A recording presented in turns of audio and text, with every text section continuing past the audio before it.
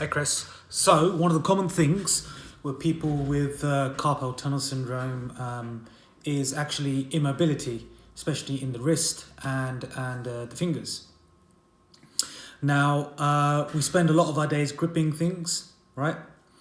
So the flex is very strong, but the extensors aren't very strong. So what you're going to begin with is some extensor work, and all you're simply going to do is make sure the fingers are nice and straight, as you can see. And you'll simply, firstly, nice simple drill is to, you can hold your elbow, you can hold your wrist. I'll hold my wrist actually. And you're gonna bring the fingers nice and straight, as close to the wrist. And you're gonna bend it back as far as you possibly can. So you've got this prayer sign almost. And you bring it back down, all the way down. This is nice, healthy work for the extensors, which will prove beneficial for the wrists and the fingers, of course. Once you've got that down, you can do a few sets, 2 to 3 sets. You don't need to do too many. You will feel it burn, and that's a very normal feeling. The second one is to put these together with a bit of a flow drill. All you're simply going to do is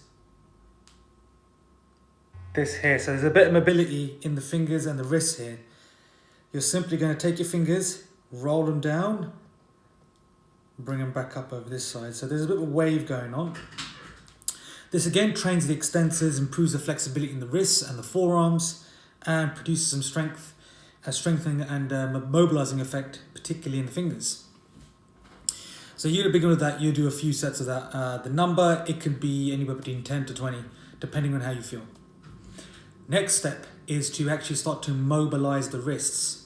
So what I want you to do is you can have your hands out. You can grab a broom handle or maybe a towel or a dowel of some sort.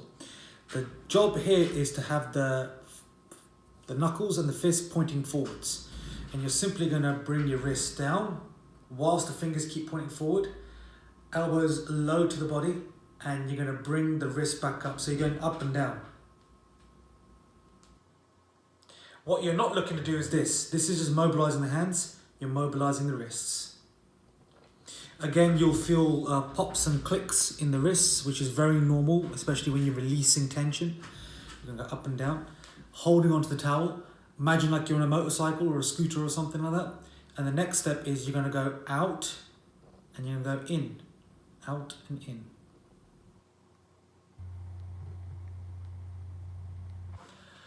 Practice these drills to improve the mobility and flexibility, particularly in your wrists, and hopefully you should be able to use that and improve and actually start to not have limitations there.